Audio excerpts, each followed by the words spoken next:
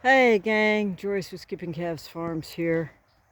Um, I've spent the last 2 hours, at least 2 hours, trying to get this T-post out of the ground.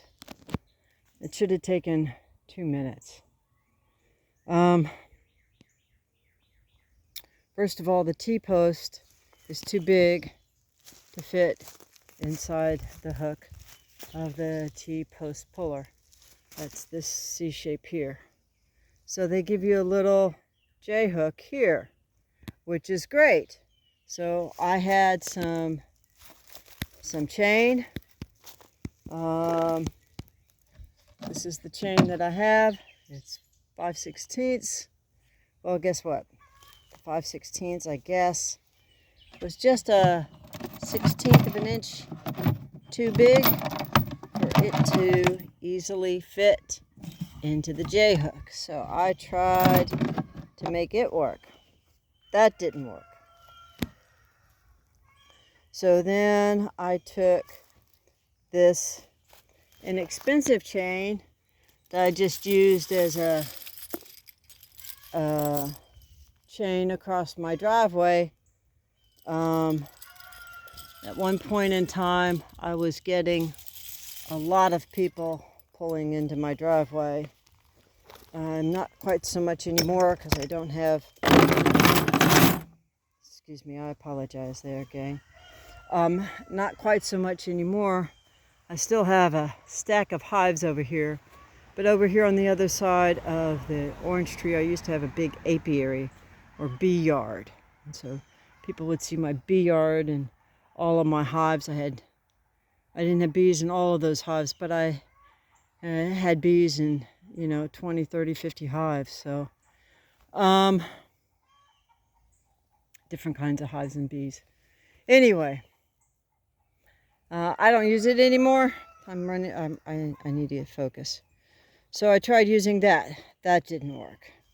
I tried, so finally what I did was I started using, now this is a piece of high tensile wire that had been the yoke that was around the tree from before. So I've been trying to figure out how can I make that work. Well, I couldn't get it to hook on the side here, even if I looped it around twice. And then I couldn't figure out a way where, okay, I'm going to have to pull it up and then adjust and pull up and adjust. How am I going to do that? Well, what I did was, these yokes were hooked with a loop at each end and a loop on a loop. You can see here, that's the Joel Salatin knot that I used.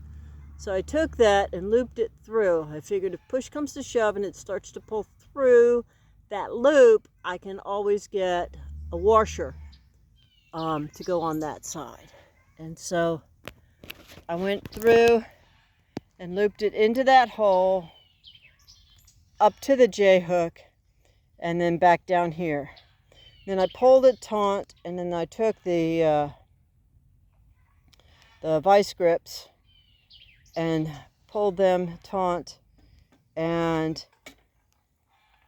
now, well, I can't do it with one hand because it's still in there taut, but you can see I was able to get it to pull. So let me put you on pause and let's make sure this is going to work all the way out. So gang, it worked again. So as I work out the slack, what I can just do is lower this back down, pull the slack out there and readjust the vice grips. And now I've got a way to pull this T-post out. With that, gang, I will wish you blessings for the day, and whatever you do, keep chasing the dream.